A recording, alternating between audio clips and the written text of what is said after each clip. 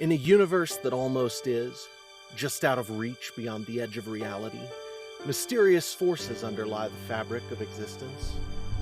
Energemetry 6, the very energy of creation, serves as both the elixir of life and the arsenal of destruction for its human and not-so-human denizens. Crushing darkness, whose source they cannot fathom, grips the cosmos and its people. In anguish, they dream of the long-foretold bright star. Join us as we embark on an epic journey, exploring the universe of Energemetry 6.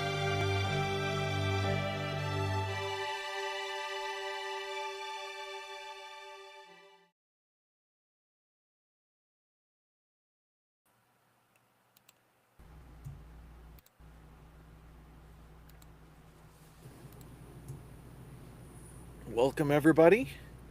This is the Energemetry 6 podcast. We are on episode 36. Today we are supposed to be tackling chapter 13 of The Veil of Mysteries. Looking forward to it, and I guess we're all here. Thank you, Luke and Mel and second and third and all of our listeners. Appreciate everybody. Let's go ahead and hit the V for V ad and we can get going, I guess.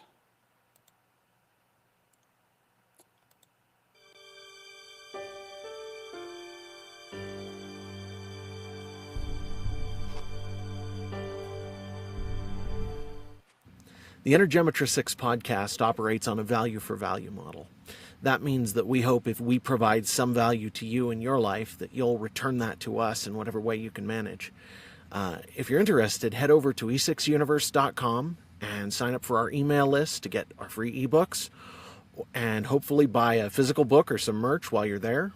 Or if all you can manage right now is to leave us a good review somewhere, 5 stars or some kind of positive rating, that's more than appreciated.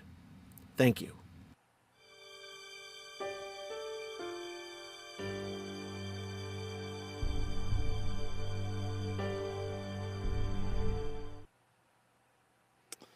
All right. So before we dig in, I have about 2 more weeks left of this busy, go, going to different conferences and stuff. The last ones before I get a break are Iowa and Colorado. So the Iowa Homeschool Conference this coming weekend and Colorado next weekend. So any of you who might be in those areas, maybe get to see you there. And now this is The Veil of Mysteries. We're on chapter 13. The Light Maker didn't make people to fill up the universe. He made the universe for holding the people. The Collected Wisdom of Siva Ratting. From the Bridewell, it was a short walk to the conclave. Nate was going on what Bradford had told him, hoping to find the adjutant there. Nate's initial flash of red-hot anger at Bradford's attitude toward the people of Solace had cooled as he blasted his way through the Bridewell. But seeing Ralph and the torture he'd been subjected to was enough to rekindle the flames. At the very least, the adjutant was responsible for creating a culture that made torture an acceptable punishment for minor crimes. At worst, Nate had an ugly suspicion that what he'd seen was just scratching the surface. As they entered the conclave, the booming voice of the speaker was audible even before they could see him. And it is only proper that those with the gift of the fields follow the tenets and concern themselves with the welfare of those less powerful than they. Indeed, I myself have always made the utmost effort to see that those under my care are properly treated. The speaker, obviously the adjutant by the elaborate robes of office he wore, turned to Nate's party, and his eyes narrowed. Ah, here comes the interloper now, a boy of no standing or stature. Meanwhile, behind Nate, Laura gasped, and all of Nate's friends from the Milky Way stopped dead still, staring at the adjutant. His eyes! Look at his eyes!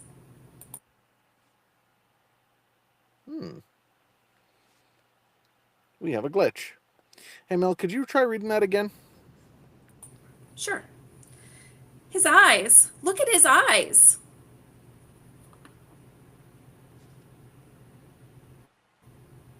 Is it not coming through? It didn't. Try now. Okay. His eyes. Look at his eyes. Laura was horrified. Ty stood on tiptoe to see the adjutant, then shook his head in bewilderment. He has exact eyes. What's wrong? Could you try that again? Your voice was a little... He has exact eyes. What's wrong? Andrew's grim voice cut clearly through the babble of the crowd to either side of them. It's one of them, Nate. He belongs to them. Nate glanced back at Andrew and nodded curtly, then turned back to the adjutant who was winding down his declamation. Interfering in the justice of the Telestry and of Solus. What have you to say for yourself, child? Nate strode forward until he too stood at the podium, across from the adjutant. His voice was low, but he made sure it was loud enough to carry across the conclave. Adjutant Celedris, I've come from the Bridewell. I found a poor member of your population being tortured with Energemetra 6 there. I was told his torture was the punishment for minor crimes. The adjutant's reply was louder than Nate, obviously intended to overwhelm him. That man was a duly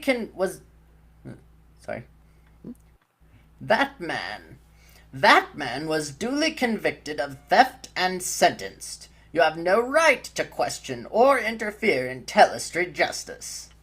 Nate's voice was still low, but totally unwavering. And what of your registry?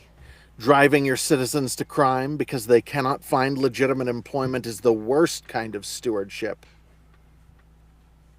Shame, the adjutant replied, is a fine motivator. It is only the most recalcitrant criminals who refuse to be corrected and go from the registry to the Bridewell. Nate stared the adjutant down. Public shaming may have its place, but denying people the ability to work because of their shame just guarantees they will have nowhere else to turn except to thieving. The Telestry uses emulging only in the case of capital crimes, yet you use it to punish simple theft. Is there any person here who would not steal to feed his family if he couldn't find employment because an unjust governor disallowed him from working? The adjutant stared at him for a long moment. When he replied, it was obvious his contempt had gotten the better of him. One of the many benefits of being adjutant is that I do not have to explain myself to rabble like you. Then he lowered his voice, smirking at Nate. Do you think you could escape so easily? I know what you are. This time the shock was familiar. Nate wasn't paralyzed as he had been when Rebus spoke, though the adjutant's exact eyes bored into him just as Rebus's had. At those words, Nate instinctively reached out to grasp the fields. This time he could feel what the adjutant was doing, the same thing Elder Rebus had done to him at Sanctuary. It was almost as if the adjutant's gaze and his knowledge of Nate's other reality were all it took to draw that world into this one. It transformed him from Nate Brightstar, long-awaited hero and banisher of shades, into the broken thing he really was. Nate wasn't ready for it. There was no way to be ready for such an assault, but this time he wasn't caught completely unaware. His attention didn't shatter as it had before Rebus, and he was able to seize Energemetra 6, watching the enemy across from him grimly. The adjutant sneered, then lashed out with Energemetra 6. Though the attack took him somewhat by surprise, he had a firm hold on the fields, and he saw the blow coming. It was a substantial attack, a great club of gray energy that sped straight at him from across the podium. Nate didn't try to dodge it. Instead, he absorbed the blow with a shield of his own power. Without the sigil, the attack would have been significant, even difficult for him to handle. But with the sigil's amplification bearing him up, it was so trivial to dissipate that he doubted he was even dumping much extropy into the ground below, which was the only place it had to go presently, though his poor shoes might take a beating. The adjutant smiled then and spoke again, for Nate's ears only. Witless. The words struck Nate like a body blow, shattering his hold on Energemetra 6. He shuddered, and his vision flashed back to that moment in that other life before. His mind played back every nuance of Adrian's tone as she... His mind played back every nuance of Adrian's tone as she'd turned to leave him collapsed on his bed, head aching. It didn't take long for Nate's vision to clear, but he still felt utterly confused. Nate was staring at the adjutant, fighting to regather himself, when the figure across from him collapsed like a puppet whose strings had been cut. Faintly, through his confusion, Nate sensed a retreating presence. It was as if time itself stopped for a frozen heartbeat. In the crowd across from him and behind the adjutant, he saw a flash of a face, its exact eyes staring straight at him. It was only a glimpse, but it burned into his memory. Where had he seen that boy before? He was young, barely older than Nate himself. A flash of glittering crystal caught Nate's eye from the boy's neck, but there wasn't time. Nate was recalled to himself as the crowd's buzz cut off in a bare instant. There were cheers here and there in the auditorium, but most of the crowd was too stunned to make any noise at all. Nate stared around, desperately struggling to gather himself. Before he could even begin to figure out what to say, though, the same Telestic who had been present to see Nate's address to the conclave earlier slowly rose to his feet. He nodded to Nate, then bowed his head. He nodded to Nate, then bowed his head to think, before speaking to He nodded to Nate, then bowed his head to think, before speaking for the entire crowd to hear. All of Solace owes you a debt. You see, I have here an order from the Telestry authorizing the removal of Adjutant Celedris. What I lacked was the ability to control him. He is to be returned to the Telestry to stand trial for his crimes. I believe there was even to be a team sent to retrieve him, but they've yet to present themselves, and the adjutant was a powerful man. He was well beyond my own ability to overpower. Did you kill him? Perhaps as well for all of us if you did. Nate shook his head. I didn't kill him.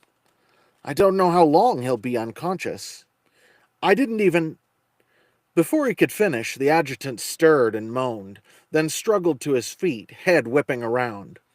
A collective gasp rose in the conclave, and Nate saw the other Telestic's eyes widening.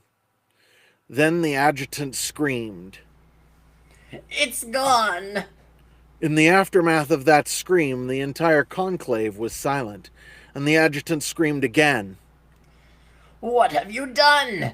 The fields, they're gone! Nate frowned, and ignoring the adjutant...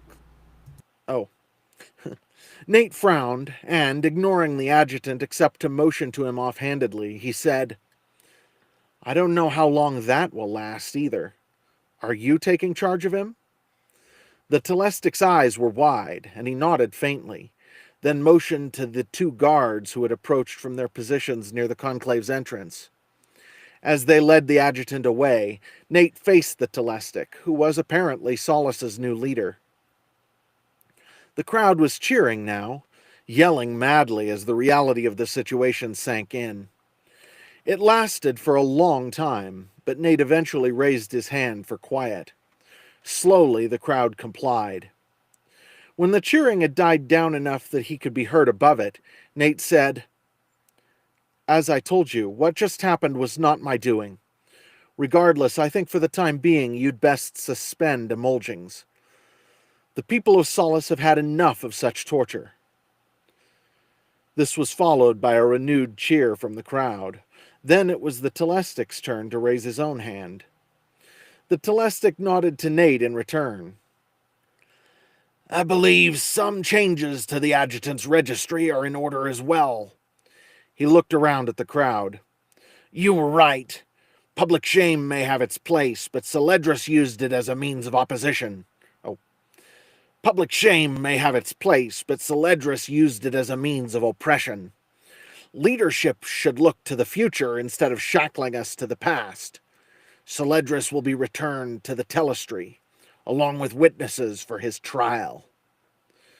The Telestic eyed the crowd thoughtfully, then said, Solace owes you a debt, young man. You are welcome here any time you wish. The other man stepped forward to grasp Nate's hand. This signaled the end of the show as far as the Telestic was concerned, and the crowd took to their feet, cheering. Nate returned the hand clasp, and after a moment's hesitation followed the Telestic off the podium and back through the cluster of his friends, who were standing just off the podium on the entry walk. When they were safely away from the podium, with the crowds cheering a dull roar behind them, the Telestic turned to Nate. I am Tetsin Arsondas. I meant what I said about Solace owing you a debt. Whatever you have need of, we will be happy to assist you. Nate smiled crookedly up at Arsondas. I meant what I said also. Whatever you think I may have done to Adjutant Celedris, I didn't. I'm not sure who did, but it wasn't me. I'm not even sure what they did. Arsondas looked startled. That hardly seems possible. Nate snorted. Well, I won't take credit for something that wasn't my doing. And on another note, his crooked smile turned a bit sheepish. You'll find I left the Bridewell less than whole. Arsondas' eyebrows rose in surprise. Oh, well. He seemed at a loss for words. He simply stood there for long enough that Nate almost laughed. Then Arsondas laughed himself and shrugged. I'm sure that will be part of the legend. His smile turned into something closer to a grin. You know, whatever you might say about it, no one else who watched what happened in that conclave will believe it wasn't your doing. Nate nodded ruefully and glanced back at his friends. You're probably right, except maybe them. Arsondas nodded back. How long are you planning on staying here? Celedris had powerful friends. I will try, but I doubt I can protect you from them. His own expression turned rueful, and he added, I'm going to have problems enough of my own, I suspect. Nate smiled wryly. You may at that. I'm not sure how long we'll be staying. I have a friend I promised to talk to, at least. And there's one other thing, too. Arsondas raised an eyebrow. Well, whatever your plans, I shall do my best to accommodate you. For now, though, I must bid you good day. After returning Arsondas' goodbye, Nate made his way back to Adamant, his friends still trailing behind. When they entered the spaceport, Kevin dropped back to walk beside him. The Telestry's at it again, eh? Loredan can reach us even here. Nate sent Kevin an even stare, not denying what he said, but not confirming it either. Truth be told, he was still processing everything that had happened, and Kevin's insistent reminder of Loredan was just another piece of the puzzle that Nate was struggling to assemble. Rachel, too, dropped back to walk beside them. It might be Loredan, this time at least. She looked over at Nate thoughtfully. He is the head of the Telestry now. Nate shrugged uncomfortably, remembering what Celedris had said. Nate remembered clearly his last meeting with Loredan, when his pupils elongated to become exsect, as if he were some other being entirely. Did Loredan know who Nate was? Did he know about Nate's life before? It would explain a great deal, but for him to be responsible for everything, Nate just wasn't certain. Jesse gave Kevin a dubious look, and Kevin turned, obviously ready to argue the point. Nate dropped even further back, giving himself a little space. Rachel followed. For a few minutes they walked quietly, side by side. Then Rachel's lips twisted wryly. I see it now. She said. Let me try that again. I see it now. She said. Oh? See what? Nate asked, tiredly. You're the only one who could have set this place right. Rachel said. You are here for a reason. Nate nodded. We're hardly started. There's so much that needs to change. So much to be done. Rachel looked at him, her expression still troubled. How do I live with it, Nate? How do I live with it, Nate? He left, but he's not gone. I know he's out there somewhere. Nate stopped walking and faced her directly. Rach, he said, there will come a time when I can give you an answer to that, but not yet. For now, trust me. I need you here. I need you all. Rachel nodded slowly and gave him a brief hug, then turned to follow the rest of the group toward Adamant. As they were walking up the boarding ramp, Rachel grinned back over her shoulder mischievously at Nate. You know, She said. You don't have to try to make up for 1,000 years of boredom all at once. It was a full 2 days before Lissa returned to Adamant. After the first day went by with no sign of her, Nate wasn't sure whether she would come at all. Especially knowing how difficult it had been for her in the first place, he began to doubt she'd show up. But when he left Adamant to go to the conclave on the second day, there she was. When he walked out of the ship, she was standing at the bottom of the ramp, looking uncertain. Nate smiled when he saw her. Lissa, I'm glad you came. I owe ya. Ain't never welched on a debt. Lissa's voice was full of trepidation, and she looked down after she spoke. Ain't got nothing to offer in payment neither. Nate looked at her thoughtfully, then said, I came to Solace because I dreamed someone was doing to me what they did to your friend Ralph. You don't owe me anything, Lissa. I didn't ask you to come because I want repayment. A look of surprise crossed Lissa's face, and she scowled. What then? Nate gazed at her intently. How old are you? Lissa looked shocked now, as if Nate had guessed a secret, then grew suspicious. Why you asking? Nate barked a laugh. You carry off the scared kid act pretty well, but I'm not blind. Every one of my friends on Adamant isn't odd. Lissa's shocked look turned to profound discomfort. Yeah, why you think I keep my head down, eh? Gammon like me. We come to bad ends if people find out. Gammon? Nate frowned. You're not so different from me, you know. Nate was looking directly at her, his expression gentle. So we're not normal. Every person's unique. We're just more different than most people are comfortable with. It was Lissa's turn to snort. You're right there for sure. Do you have dreams about a world in chains? Nate's expression when he asked was almost intense enough to make Lissa shy away, but she nodded slowly. Aye, that I do. Aye, that I do. Aye, that I do. And can you use E6? She snorted again. Oh, I've tried a few times. Maybe I could. Maybe I could. Maybe I could. I'm afraid I'd hurt someone. She shifted uncomfortably. I did. I did hurt someone. She looked pained. Then the expression disappeared, and she looked up at Nate, suspicious again. Why you want to know? Because I want you to follow me, Nate said. The enemy is coming, and there's not enough time to prepare. Lissa laughed incredulously. Me? Go out there and fight what? The monsters in me dreams? On the Tauber planet? You're joking. I'm just a little street bird. Nate smiled.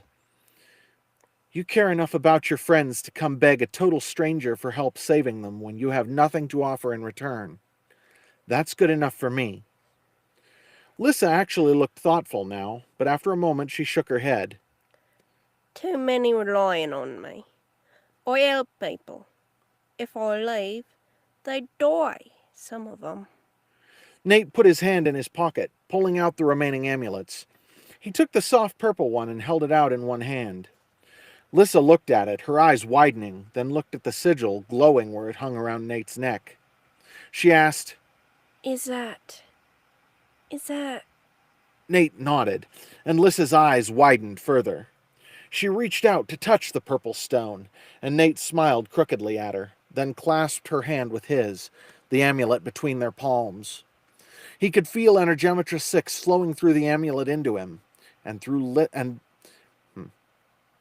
He could feel Energemetra 6 flowing through the amulet into him, and though Lissa hadn't imprinted the great schemic, she could obviously feel it too. She was staring wide-eyed. Nate smiled at her. What do you say? Lissa was silent. Then, withdrawing her hand from Nate's, she asked, How long do I have to decide? Nate shook his head. I told you it was a dream that brought me here. There's one more thing that hasn't happened yet. He reflexively glanced at the sky, then smiled ruefully. Not sure what it is, but it should be at least a few days. Then Nate frowned and asked, Lissa, when you first came to me, you said that you'd already lost too many friends. What did you mean? Lissa scowled and looked down. People disappearing. Friends I've had for years. Just gone. Lissa was cut off by a siren so loud that she and Nate both clamped their hands over their ears. And that ends Chapter 13 of The Veil of Mysteries and Part 2. And next week we will pick up with Part 3, Invasion. Thank you everybody for being here. Thank you, Mel. Thank you, Luke. Thank you, second and third. And to all of our listeners, appreciate you all. We will catch you all next time.